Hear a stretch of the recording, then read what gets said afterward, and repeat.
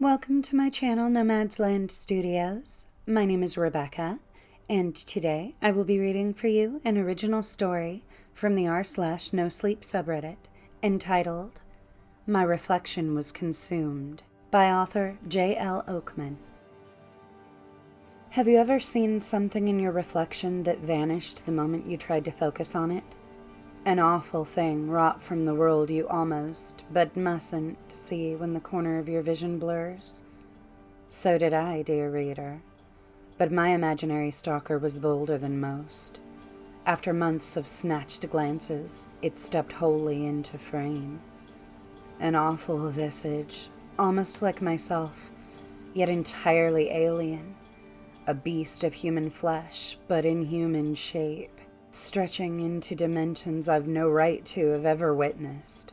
I felt as though, by observing this creeping wrong thing, somehow it was I that had transgressed reality's firm, vital laws. It remained by me in every reflection. My things stood tall in mirrors, watched me from windows, rippled hungrily in puddles after rain. For months I watched it creep closer to my reflected self, while my few confidants told me to seek medical attention. To be told to get help for something you see as clearly as day is as like to make you mad as any bestial mirror thing. It grew worse, as abominations are wont to do. I woke one day to find my reflection entirely absent, and instead only the monster greeted me. Rather than idly observing my machinations, now it mirrored me, mimicking my absent reflection. I admit that, for a single queer moment, I felt the swelling of madness. Something awful, wanton, and endless opened up below me and almost swallowed me in its fathomless maw.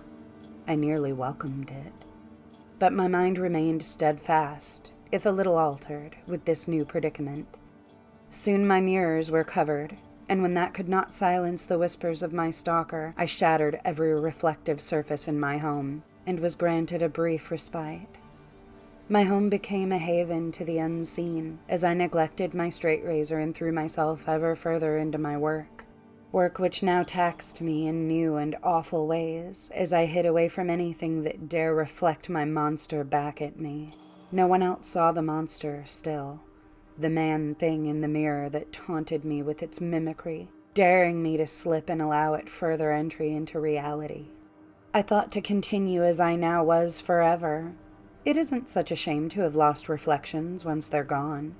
I'd not learned to shave or otherwise keep myself reasonably well kempt without my mirror. But what is looking a little indecent, even abhorrent, when the alternative is confronting a foul visage from the void itself? Surely, with enough in observance, I'd be left alone anyway. But it never works that way, does it? I was sitting in a cafe I've loved for many a month, more so since they stopped bothering to replace the shattered mirrors in the bathroom. I was queuing to pay for my tea when I turned about at the ringing bell of the door, and who should be standing in the queue, slyly watching me, but my reflecting stalker. How did he escape the confines of unreality and seek me out? Well, I wasn't going to be accosted, not in public where others could once again judge me to be mad. Thus, with gay abandon, I fled the cafe and sought refuge in a library 2 streets down. I hid in the fiction aisle until my heart returned from thunder to murmur, and rationalized away the twisted man as nothing but my tired mind. Walking to the desk, I hoped to pass off my hurried visit as a desire to pay a late fee, but the librarian was only too familiar to me. How dare he? How dare he wear the clothes of a civilized man? How dare he smile at me from behind the librarian's desk with such wry, condescending eyes? How dare he? He is everywhere now. In the corners of my eyes I glance regular folk as they should be, but all who gain my focus are overtaken, rewritten, with his face. I know he wishes me harm, so I hide from all now, to protect them and myself. I've replaced the mirrors in my house now. Why not, when he is everywhere else? He still resides in my mirror, but I suppose he did not expect me to return to where we began.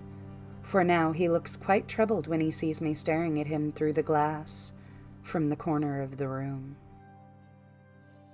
Thank you for watching. I do hope you enjoyed my video. If you did, please don't forget to like, subscribe, and leave a comment. I post every week on Tuesdays and Fridays. I would also like to say a very special thank you to the author, J.L. Oakman, for giving me permission to share his story. I will be putting a link to his original story on Reddit in the description down below. I urge you to please follow that link and go give him an upvote and leave him a comment and let him know how much you enjoyed his story. Stay safe, and I will see you next time. Bye!